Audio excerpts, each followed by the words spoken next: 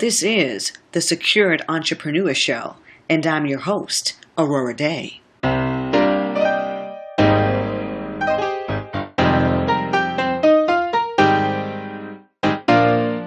Welcome, and thank you for joining me here on the 15th episode of the Secured Entrepreneur Show. For all of the entrepreneurs and investors who are riding the wave of the current retrograde, this is the best time for us to revisit the importance of having an operating agreement that truly represents the vision of your company. More and more clients are coming on board with pending legal disputes, and that's as a result of disclosure issues. Whenever you form a partnership or a multi-member LLC, you must have the correct type of operating agreement in place, and every individual involved with your company must have a signed copy of it. Today, we master the operating agreement. I'm Aurorah Dey. Protecting your business starts before you open for business. As many of you already know, an operating agreement spells out the rights, the duties, and the obligations of members and the managers in addition to the set rules for running your company. This agreement should be established before business operations begin so that there's a meeting of the minds for everyone participating in the financial venture.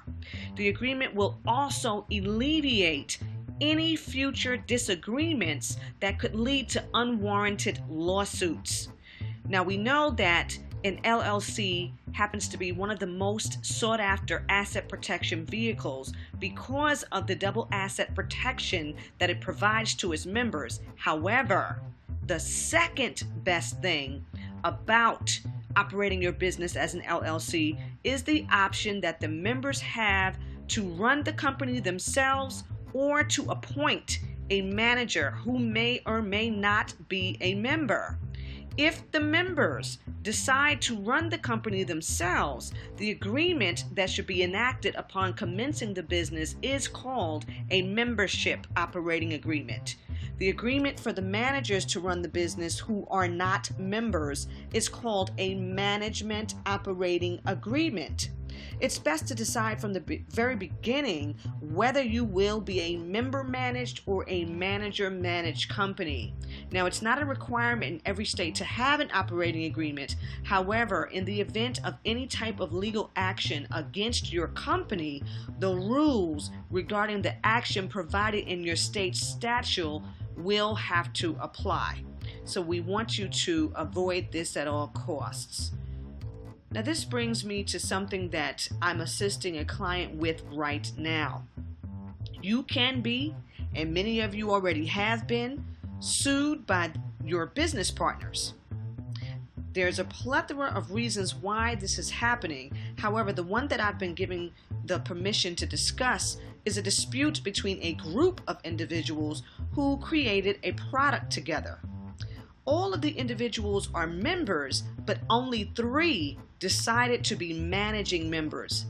The advantage that the managing members have over those who are just members is that they're overseeing the daily operations of the business. The managing members decided to make a large purchase, and in a few months later, the asset that was purchased, which belonged to the company, was sold, and there was a profit made from that sale. Now, according to the operating agreement for this company, the only assets were the initial contributions given by each member to fund the operations. The agreement was not amended to show the purchase of the asset, and then nothing updating its sale and profit. The one member who now recognizes that his investment, his invested capital went toward this purchase, and he was not given full disclosure of it, and so now he's suing his partners. This member not only expected to be made aware of what the company was doing, but he also expected to see the gains from the sale of the asset that he knew nothing about. So you see, this is the reason why full disclosure and record keeping is imperative to the life and the success of your business. Although there are pre-made templates on the market, you should always create an agreement that speaks specifically to your company. Include as many details as you need to give clarity to all members and managers. Let's get into the breakdown of some of the main points that your operating agreement should speak to. I'm going to point out 20 of them, and these are 20 that are on a lot of the pre-made templates. Now within these 20, if you're not really sure how you're doing your business, from the very beginning, but you know that you need to have something in writing that you and all of the other individuals who are doing business with you can sign and agree upon. Let's do that. Okay, so number one, the first thing that's going to be on the operating agreement is the formation, and that speaks to the state in which your company is organized in, its purpose, and some other rules that you may have agreed to with the other members and managers that apply to your company. Number two, members. All of the initial members should be listed along with any membership interests that apply. Number three, contributions. All initial capital contributions should be listed and made a part of this agreement. Number four, profit and loss. How profits and losses are handled amongst each member should clearly be stated in this section. Number five, distributions. The amounts and the intervals of member distributions should be clearly stated. Number six, management. Each initial manager and their duties and obligations should be clearly stated in this section. Number seven, the fiduciary duty. The fiduciary duties of each member should be clearly stated here. Okay, number eight, registered agent. The registered agent's name and address should be listed. If it needs to be updated, you definitely want to make sure that that information is accurate at all times. Number nine, assets. All of the assets that belong to the company should be listed, and any rules or directions that have been settled for those assets should be clearly stated there. Okay, number 10, records and accounting.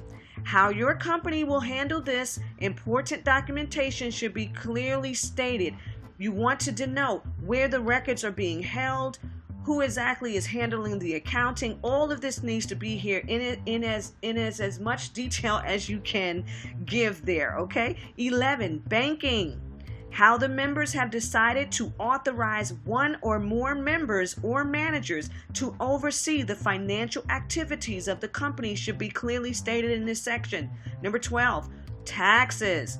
How the company is filing and or paying taxes and who the tax matters partner is should be clearly stated. Now, you know that your tax matters partner happens to be your certified public accountant. Who is it that is actually going to be in charge or put in control of creating your tax returns, things of that nature, okay? Number 13, separate entity.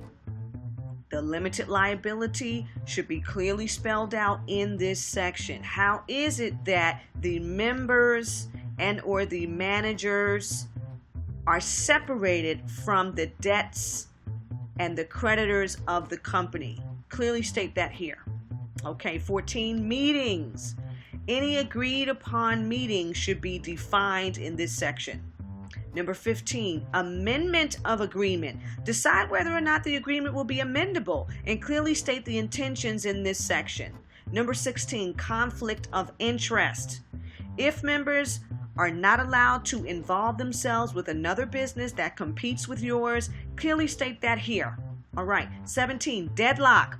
State the solutions to any potential disagreements between the members. And that's what we're getting into now with this particular case. Do we go to mediation? Is there going to be an arbitration? How can we resolve this peaceably, okay? 18, disassociation of a member. The intentions for members to discontinue membership in any way should be clearly stated here. All right, 19, dissolution. The reasons for dissolving the company should be clearly stated. And 20, general provisions. Anything that has been agreed upon by all parties regarding the company should be clearly stated in this section. Once you've decided exactly how you will run and manage your organization, add the necessary verbiage to secure all parties involved in your company.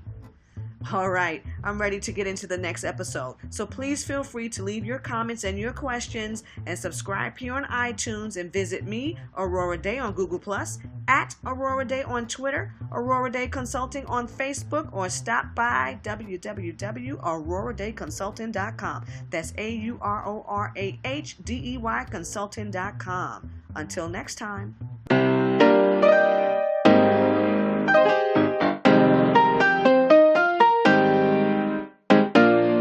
With Aurorah Dey, you are secured.